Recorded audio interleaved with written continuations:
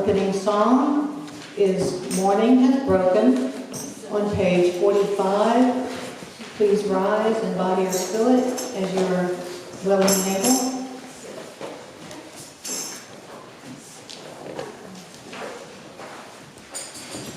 It says, look at the hillside on the top.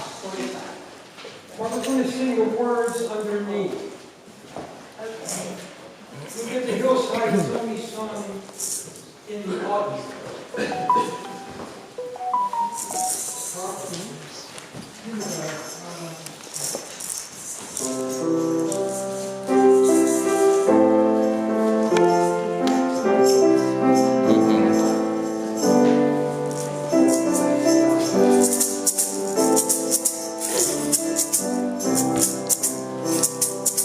Morning has broken like the first morning. Blackbird has spoken like the first bird. Praise for the singing, praise for the morning, praise for them springing bread from the word. Sweet the rain's new fall, sunlit from heaven, like the first fall of the first grass. Praise for the sweetness of the wet garden, spring in completeness where his feet pass.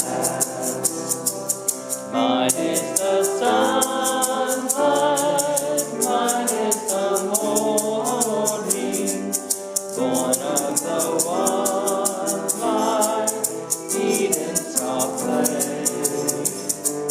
Praise with elation, praise every morning, for recreation of the new day.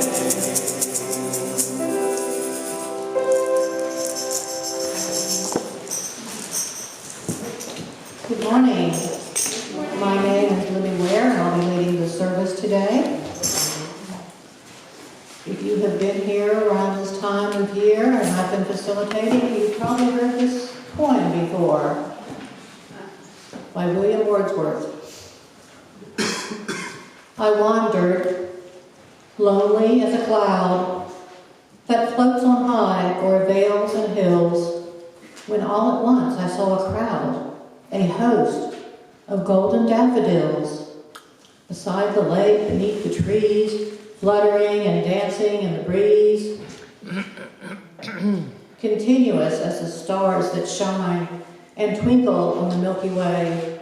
They stretched in never-ending line along the margin of a bay. 10,000 saw I at a glance, tossing their heads in sprightly dance. The waves beside them danced, but they outdid the sparkling waves in glee. A poet could not be but gay in such a jocund company. I gazed and gazed, but little thought what wealth the show to me had brought. For oft, when on my couch I lie, in vacant or pensive mood, they flash upon that inward eye, which is the bliss of solitude. And then my heart with pleasure fills and dances with the daffodils.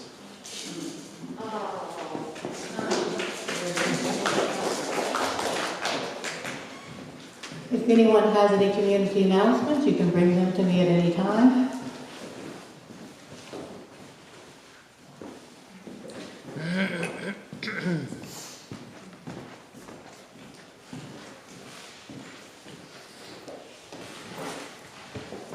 If there's anyone here for the first time or second time and you would like to be recognized, if you hold up your hand and I'll call on you and you can let us know how you found out about us. Give us your name. Anyone? Okay.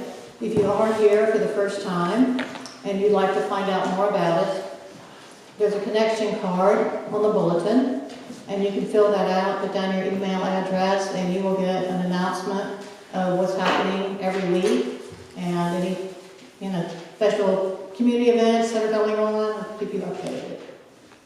It's entirely volunteer.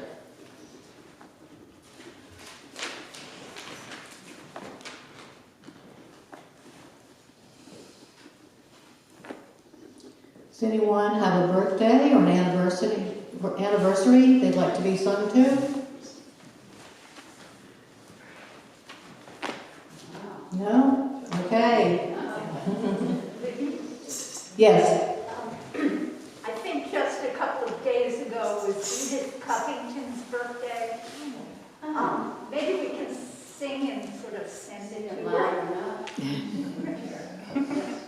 If possible. What do y'all think? Yes. We can tell her to watch the recording. Yeah. Okay. Okay, so it's going to be happy birthday to Edith.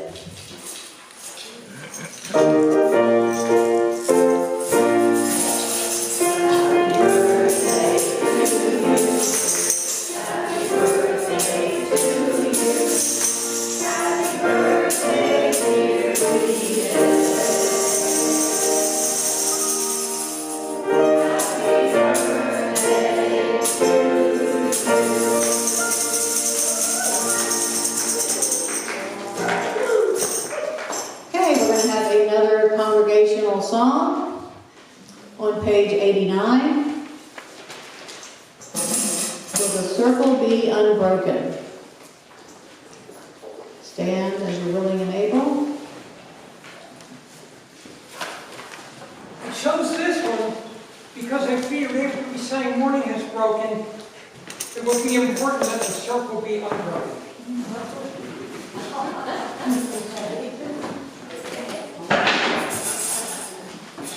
And my third song will be Love is a Circle, but that comes later.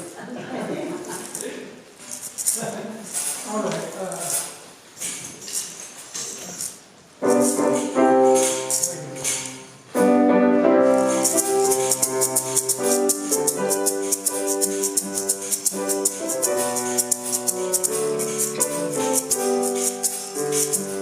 There are those who fought for freedom, gave their lives so into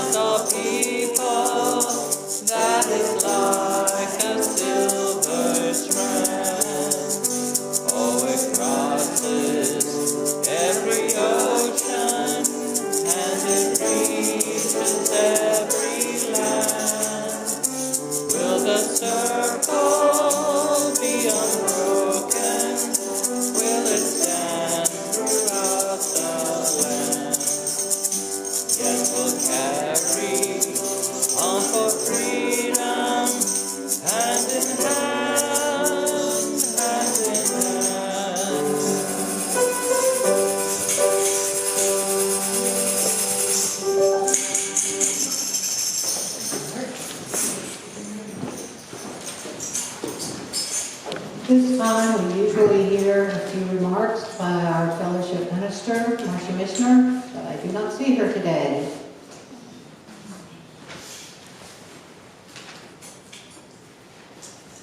Okay, I got one announcement. Concert Harmona Atlanta will be having a concert March 1st at 7:30 p.m. Tucker First United Methodist at 5095 La Vista in Tucker. There will be selections by Vaughn Williams, Tchaikovsky, and Sibelius. And I'm singing. And in late breaking news, this coming Friday, the Art Guild will host the closing reception for our current exhibition, The Visual Art of the Students of Stonewall Town Elementary. These students will be here with their parents, along with student musicians from their sister middle school. That's from 6 to 8 p.m. this Friday. We're going to take a few minutes of silence that you can use as you wish. There are candles on either side of the building if you want to light a candle. I'll let you know when time is up.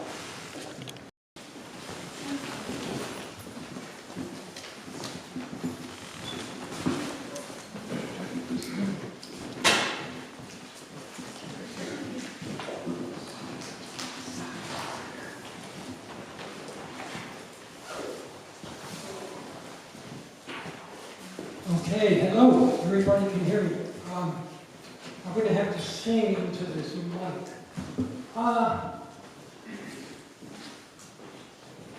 I've chosen a brief thing here.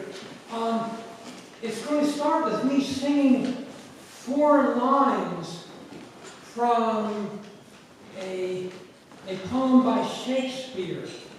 It's sonnet number 17.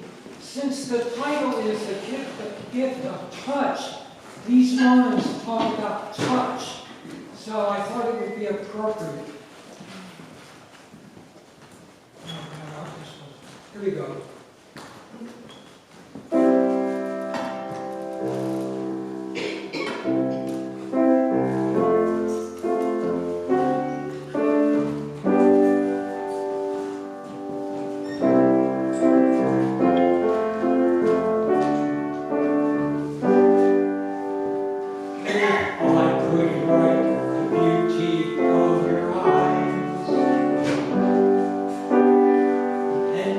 Fresh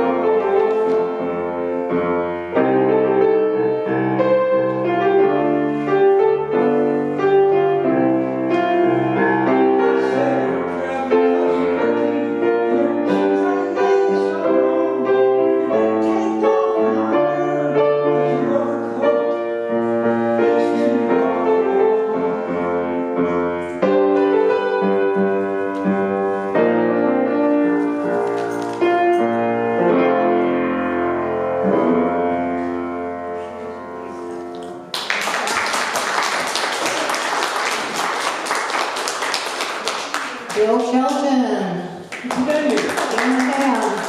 I just sang a song from the first Procol Harum album. It's called Hamburg, obviously. A Hamburg is a type of hat. Right. Yeah. All right.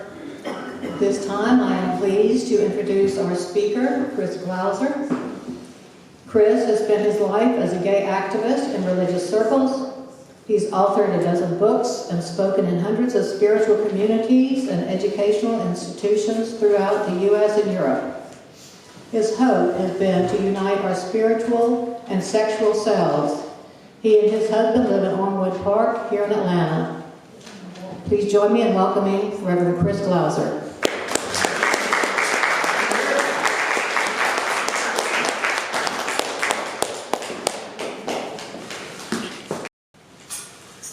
What a pleasure to see you all again. Wade and I always enjoyed coming here. We like the spirit that you bring to each other and to us when we're with you. There we go. There was a line in the song that we sang about Will the Circle Be Unbroken, which made me think of our present situation in the world and in the United States. The line, there are those who would divide us, and we come together and give each other heart. And that's what you do for each other and for me and other visitors who come. You give us heart, which we really need right now. A lot of things that are happening that seem to take away our hearts or interfere with our hearts. And so I'm grateful that you gather so faithfully every Sunday to give each other heart. That's very important. Well, I was recently asked to talk about something that kept me going in my life, what gave me endurance to keep on keeping on. That is a great theme for many of us who have struggled during our present political turmoil and governmental dysfunction to keep on keeping on, to remember and to proclaim a theme of our lives that keeps us sane and grounded and motivated and just might inspire others to remember or consider what keeps them going despite everything. Frankly, to be honest and a little bit lighthearted, I would say the comedy of late-night television hosts like Steve Colbert and Jimmy Kimmel and others of that ilk immediately come to mind as helpers to keep us going. Not long ago, Pope Francis, who is right now suffering from some health issues, but signaled the vital importance of comedy in our lives by inviting 100 comedians to the Vatican, encouraging them in the vocation of helping us laugh at ourselves and at our self-important leaders, providing comic relief to our difficult and challenging times. But I figured you'd like to have a more serious answer, a profound spiritual motivation that may serve as a foundation for our lives of engagement with the world, from family relationships to political involvement, from our daily lives to our eternal ambitions. And given the context of this spiritual community, maybe something that carries spiritual weight and gravitas.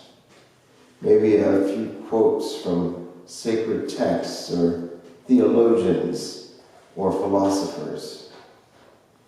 So I reviewed the 7 principles of Unitarian Universalism and found each one sheds light on our present chaos. And I urge you to reread all 7 principles but I'll highlight 4 of them here. The inherent worth and dignity of every person. The inherent worth and dignity of every person. Think what this attitude could mean in every conversation we have, in every decision we make, and in every vote, whether at the ballot box, in legislatures, and in boardrooms. Think what this attitude could mean as we each stand up to those who oppose or mistreat us or our neighbors, whether bigots, bullies, or bosses. Justice, equity, and compassion in human relations, another principle. Recently, equity has been treated like a bad word. Justice as if it were dispensable, and compassion as if it were a weakness rather than a strength. To me, compassion means just and equal treatment and representation. Those who have no compassion are the losers. A free and responsible search for truth and meaning. That's why we have dedicated journalists and teachers, scientists and spiritual leaders and guides, uncensored libraries and publications, and honest and courageous whistleblowers. And finally, the goal of world community with peace, liberty, and justice for all.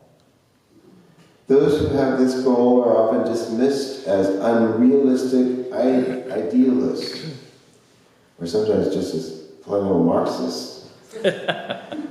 But they are the ones who inspire us to be our best selves, as well as love our neighbors.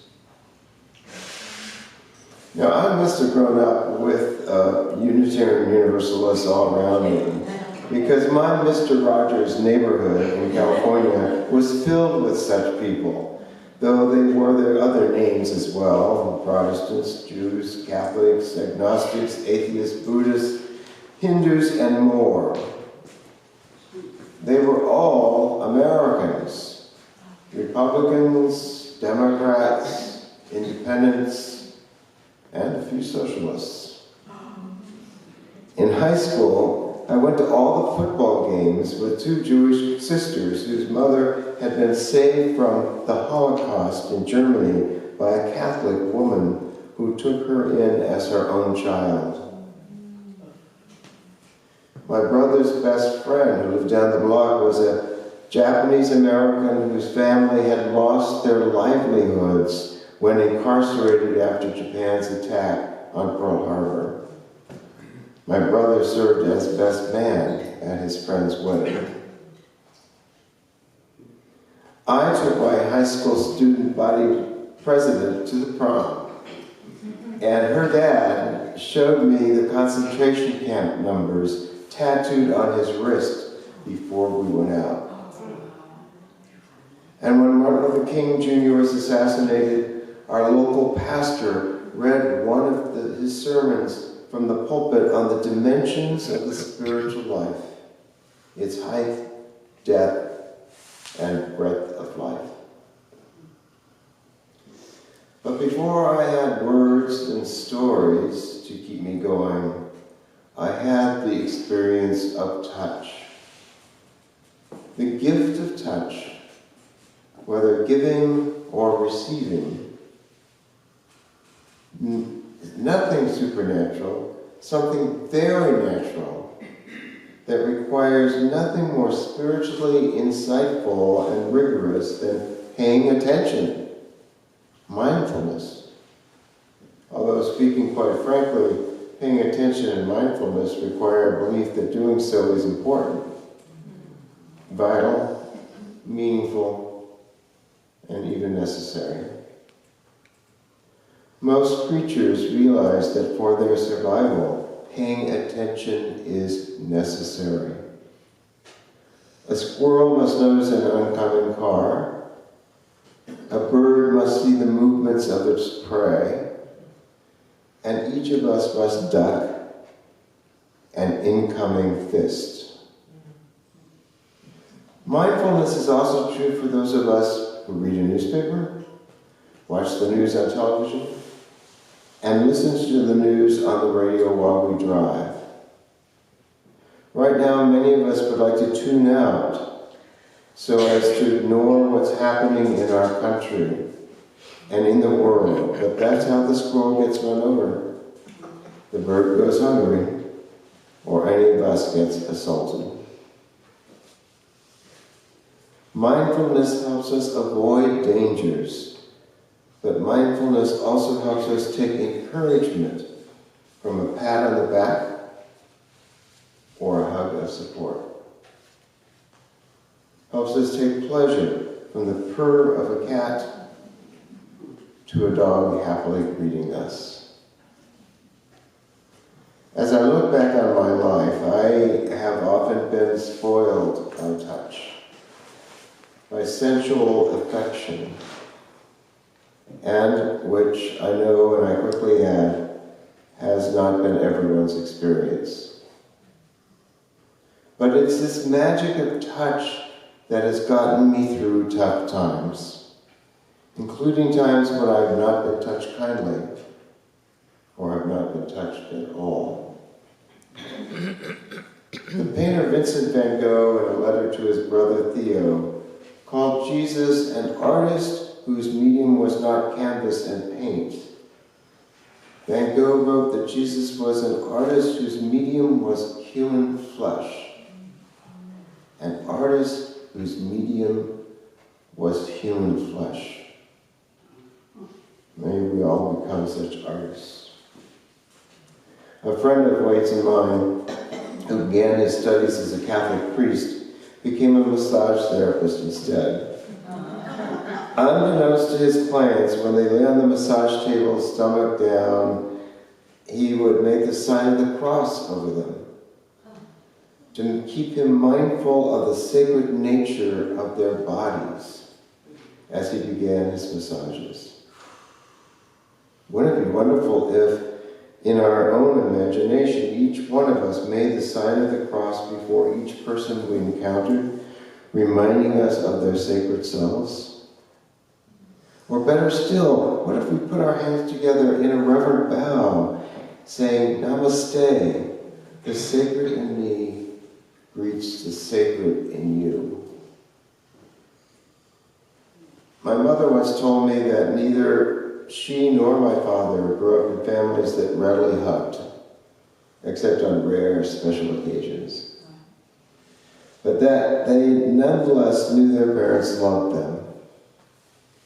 Yet because I was the last born in our family, she told me that she spent more time cuddling and holding me than she had my elder sister and brother. And it became one of my occasional gags to pretend to climb on her lap, to be held occasionally, even when I was a teenager. My father, who was the last born in his own family, had no practice holding his own older sisters, and was serving in the army as part of the occupying U.S. forces in Japan after World War II, when my sister and brother were little. So I was the first infant he got to cuddle. He enjoyed telling the story of one time when he rocked me while I refused to go to sleep. My father and mother slept in the same bed for more than 50 years. Long after his death, after I moved to Atlanta, I visited Mom one fall and decided to get her a Christmas present early, a new bedspread and new bed sheets. She always liked to wash new sheets before using them, and I helped her make up the bed, and I noticed a powder on the bottom sheet and suggested her washing machine hadn't removed all the soap. She explained to me that the powder was Dad's talcum powder, with which she scented the bed so that it would always smell like him. Dad was still touching her through his scent. And when she died years later, their bed is where we found her, dressed in the robe she put on after showering.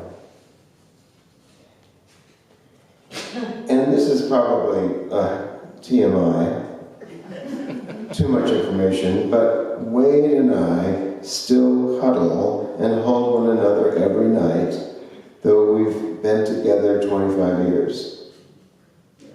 Touch is very important to us. And our dogs, Calvin and Hobbs, used to sleep with us on top of the bed. We had a very large bed.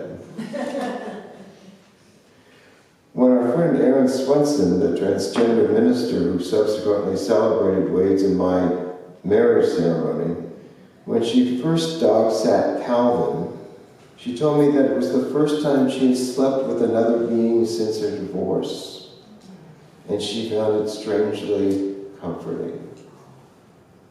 Listening to him breathe, feeling the mattress jostle as he changed his position from time to time, knowing that there was another person with her, as it were, to listen for any possible intruder. During my first full-time year-long ministry serving as an openly gay chaplain on the campus of the University of Pennsylvania, just after my first time lobbying for LGBTQ rights in the Presbyterian Church at the Baltimore General Assembly in 1976, one of my seminary professors, Henry Nouwen, suggested I take a retreat at Pendle Hill, a nearby Quaker retreat center, and meet with his Quaker friend there, Parker Palmer, who had recently taken time off from his stressful social justice activism in Washington, D.C., for his own spiritual health and well-being. Parker would years later write a memoir entitled Let Your Life Speak, about a clinical depression he suffered, whose healing grace was a woman who would come once a week simply to massage his feet. All these details may seem like too much information, but in the spiritual life, every detail counts. While I was at Pendle Hill, I chanced to take dinner and make conversation in its cafeteria with another retreatant, Lyle Loader, also a Quaker activist. Later that night, a knock on my door revealed Lyle with a basin of water, asking if he might wash my feet to affirm my ministry. I welcomed him and was so moved by his action that I then washed his feet as well. This bonded us for life. And though our contacts are infrequent, sometimes a letter, sometimes a chance encounter at a conference, they have been important for each of us. I knew I had someone praying for me, and I was praying for him. When I began leading my own retreats, I introduced this spiritual exercise of foot washing. One straight couple, married with 3 adult children, found the exercise the most intimate experience that they had ever had together. The same exercise prompted another couple, 2 men, who had only just met at the retreat, to pursue a relationship. Touch is not simply magical. It is divine. In this spiritual community, as first existentialists, we touch one another with our stories, our own TMIs. I never would have made it to my present age of 74 were it not for being touched held, hugged, and loved. Thank you for welcoming me to offer and receive this verbal and spiritual hug with you today. Namaste.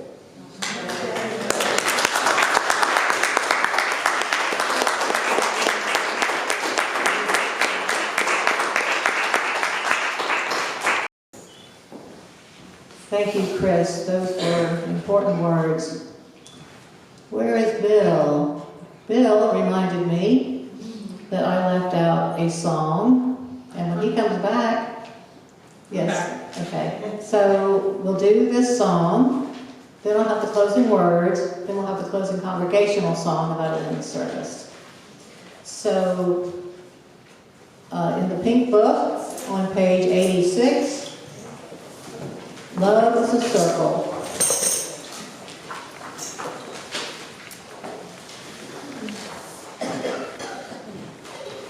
I chose this one because we did Morning is Broken, with a circle be unbroken, now doing love is a circle. It's a theme type of thing. There's a method to his madness. Yeah. And I'll go that. All right.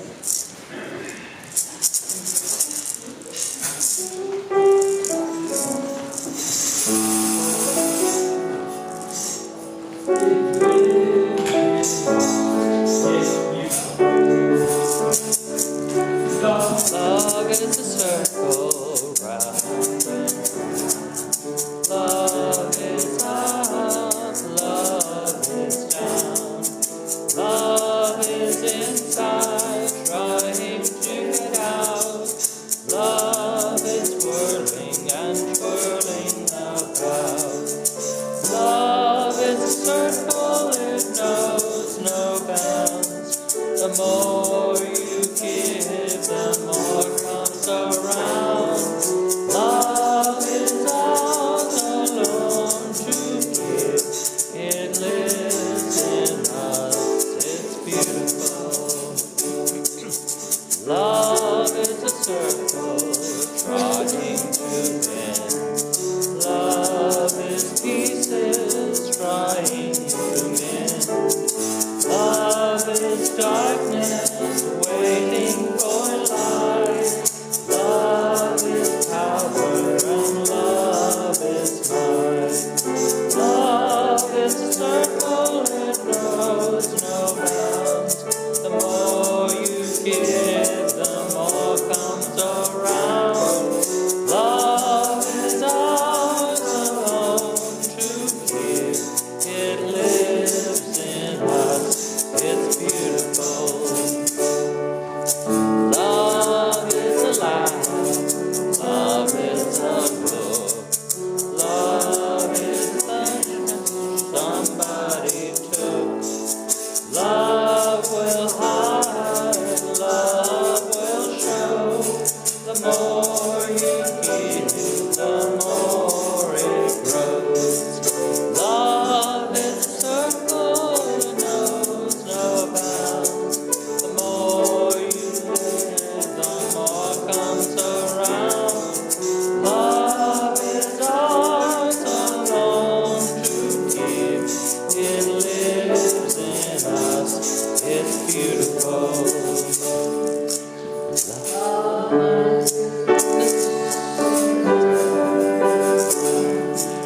Love in the corners where it can be found.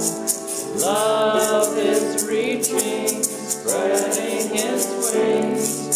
Love will dance and love will sing. Love is a circle, it knows no bounds. The more you give, the more comes around. Love is all alone to give. It lives in us, it's beautiful.